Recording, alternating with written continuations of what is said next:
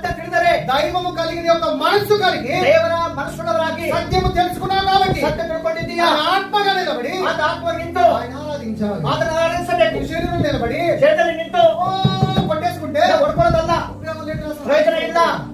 అది వేషధారణ. ಅದು ವೇಷಧಾರಿ. దేవుడికి నువ్వు వేషధారణ ದೇವರಿಗೆ ವೇಷಧಾರಿಯಾಗಿದ್ದರೆ నిన్ను ఎలా జీవించమంటున్నాడు ನೀವು ಯಾವ ತರ ಬದುಕಬೇಕು ಗೊತ್ತಾ? నువ్వు అలా జీవిస్తావా? ಆ ತರ ಬದುಕಿಸ್ತೀಯಾ? తెలుసుకో నా ತಿಳ್ಕೊಳ್ಳಿ ಸಹೋದರ. వాక్యము మాట్లాడుతుంది ఈ రోజు ವಾಕ್ಯ నీతో. ನಿನ್ನ ಸಂಗಡ ఈ ಮಾತಾಡ್ತದೆ. వాక్యము నేను మార్పాటు చేయడానికి ఉండాలి. ಮೊದಲು ಮಾಡ್ತದೆ. యోహాను సువార్త 8:31 ಯೋಹಾನ ಸುವಾರ್ತೆ 8:31 త్వరగా. ಬೇಗ. కాబట్టి యేసు తనను నమ్మిన యూదులతో తన నమ్మిన యూదులతో మీరు నా వాక్యమందు నిలిచిన వారైతే మీరు నా వాక్యమందు నిలిచిన వారైతే నిజముగా నాకు శిష్యులై ఉండి నిజముగా నాకు శిష్యులై ఉండి శిష్యులాగిద్దు. గ్రహించెదరు. సత్యము సత్యము అన్నాడు. ఎందుకు ఈ సత్యం అన్నాడు? ಯಾಕೆ ಸತ್ಯ?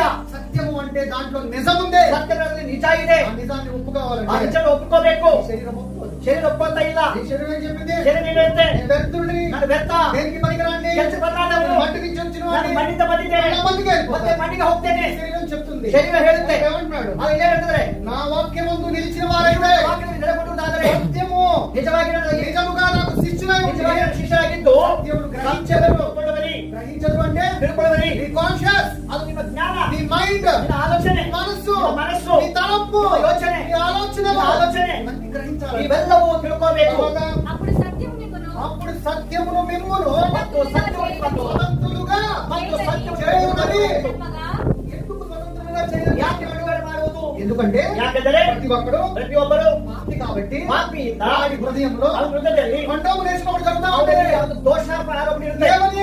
ఏంటంటే నేను పాపిని కదా, ಪಾಪಿ ಅಲ್ಲ, నేను పాపిని కదా, ನಾನು ಪಾಪಿ, నేను ఎలాగ పరిశుద్ధుడు అవుతాను? ನಾನು ಹೇಗೆ ಪರಿಶುದ್ಧ ಆಗ್ತೇನೆ? ఎలా పరిశుద్ధుడు అవుతాను? ಹೇಗೆ పరిశುದ್ಧ ಆಗ್ತಂದ್ರೆ యేసు ప్రభు గ్రహిస్తే పరిశుద్ధుడు ಯೇಸು అవుతావు. ಕ್ರಿಸ್ತನನ್ನು ತಿಳ್ಕೊಂಡ ಪರಿಶುದ್ಧ. యేసు ప్రభు సత్యం అనుసరిస్తావు నువ్వు. ಯೇಸು ಸ್ವಾಮಿಯ ಸತ್ಯವನ್ನು ಅನುಸರಿಸಲು యేసు ప్రభు మనసు కలిగితే నువ్వు పరిశుద్ధుడు ಯೇಸು అవుతావు. ಸ್ವಾಮಿ ಮನಸ್ಸಿನ ಸಲಹೆ ನೀವು ಪರಿಶುದ್ಧನು. యేసు ప్రభు లాంటి హృదయం కలిగి ఉంటే పరిశుద్ధుడు ಯೇಸು అవుతావు. ಸ್ವಾಮಿ ತರ ಹೃದಯ ಇದ್ದರೆ ನೀವು ಪರಿಶುದ್ಧನು. అందుకే ఇక్కడ అంటున్నాడు, ಅದಕ್ಕೆ ಇಲ್ಲಿ ಹೇಳ್ತಿದ್ದಾರೆ, సత్యమును ಸತ್ಯವು స్వతంత్రులుగా చేయను. ಬಿಡುಗಡೆ ಮಾಡುವುದು. ఈ శరీరం మీద ಶರೀರದ ಮೇಲೆ ఆయన సత్యము ಸತ್ಯ స్వతంత్రుడిగా చేసి ಸ್ವತಂತ್ರ ಮಾಡಿ జీవం ఉన్నవాడిగా ಜೀವ ಉಳ್ಳವರಾಗಿ ఆయన ఆత్మగా అధికారం కలిగి ಆತ್ಮ ಅಧಿಕಾರದಿಂದ ఈ శరీరాన్ని జయించి ಈ ಶರೀರವನ್ನು ಜಯಿಸಿ వ్యక్తిగా ಜಯದಿಂದ వీరుడుగా ವೀರನಾಗಿ ఆయన ఆత్మగా ఆయన కుమారుడుగా ಆತ್ಮವಾಗಿ ఈ ಮಗನಾಗಿ భూలోకంలో ಈ ಭೂಲೋಕದಲ್ಲಿ జీవిస్తావు. ನೀನು ಬದುಕುತ್ತೀಯಾ? ఆ సత్యం ಆ గ్రహించు నా ಸತ್ಯ సహోదరి ತಿಳ್ಕೊಂಡು సహోదరుడా. ಸಹೋದರ ಸಹೋದರಿ. తర్వాత వారు మీ